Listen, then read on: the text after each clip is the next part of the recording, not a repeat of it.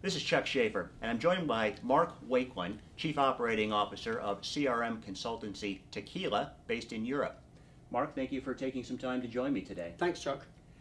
Mark, a number of CRM evaluators and buyers are looking at underlying CRM platforms for their integration, their customization, or otherwise just to make sure that their CRM application is extendable for their current and future needs. What are you seeing in terms of CRM evaluation and adoption, and how are people looking at these underlying platforms? Yeah, I think what we're seeing is that people evaluate the core functionality of the solutions that are available to them in SFA, in the Sales Cloud, or in the service arena. But frequently, as they evaluate it as part of a true business transformation project, they see the need to extend beyond these core propositions.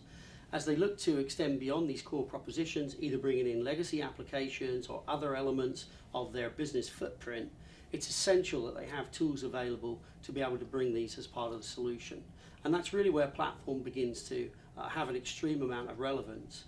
And the reason why we encourage any individual or organization going through a CRM selection process to consider how platform plays in their particular selection. Well, let me drill down a little bit on that just a bit further. How or when should a CRM buyer identify when platform is going to be particularly important to them and should be included in their purchase consideration process? I think it's as you evaluate your requirements and look at the true nature of a business transformation from an end-to-end perspective and ask yourself that question: how will we enable this process throughout our organization? I'll give a recent example from a client of ours in Germany.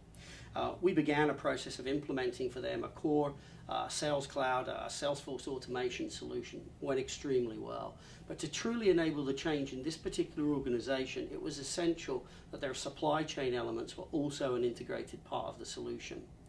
As we looked at the core CRM technology, it really wasn't capable of dealing with the needs of this supply chain aspect of their business.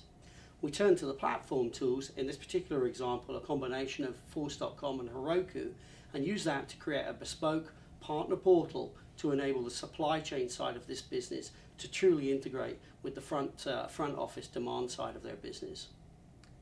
Very interesting. You know, something else I'm seeing is an increase in mobile CRM adoption. How do platforms, or how does mobile fit into or complement these underlying CRM platforms? Well, certainly an example of the partner that we work with, Salesforce, they have provided us with tools, SDKs, for mobile development. We see this as really a tremendously powerful trend in the industry. So much so that we actually even ask the question now, should we develop this in a traditional web-based application? And many times the answer is no. And in fact, this mobile-first strategy can pay huge dividends for us. Reasons that we see that are, of course, the massive adoption of tablets and the ubiquitous nature of internet access now.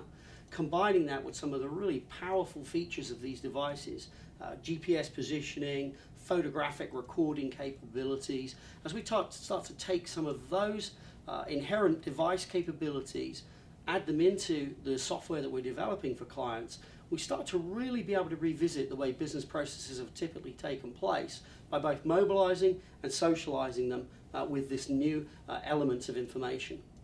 You know, based on that last part of your response, let me segue from mobile to social.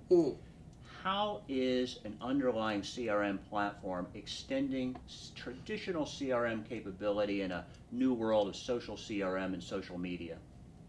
Social is really about collaboration, whether it's collaboration with your employees, collaboration with your customers, collaboration even potentially with your competitors, right?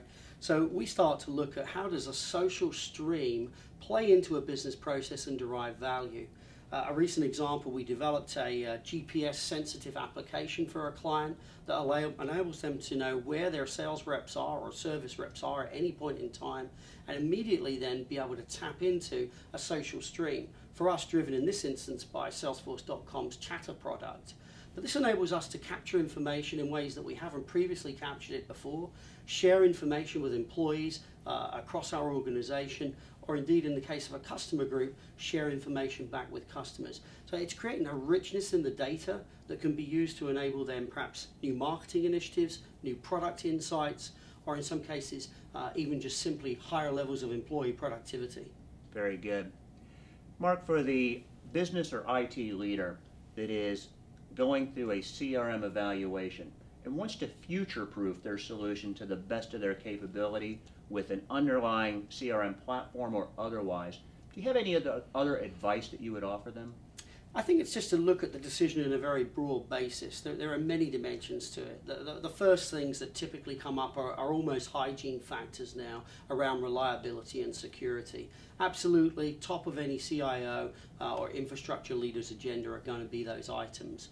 Understand that, for example, with Salesforce, we see trust.com as a very transparent mechanism to share reliability information. Secondarily, I think look at the capabilities of the platforms you're adopting. In our instances where we work with Force.com or Heroku, which is, as you know, a Ruby on Rails or Java-enabled platform environment, you get different things out of the box with each of those choices. Understand what you need, understand which one of the platforms offers the best support in that context. And then lastly, look at the support of labor or supply of labor around the platform itself. We have over 50 certified individuals at Tequila on the Force.com platform, and it's important to understand what the supply of labor is in your particular local market in order that you can take your staff through that program and adequately support the decision that you make. Mark, if we look ahead a few years, how do you see these CRM platforms evolving?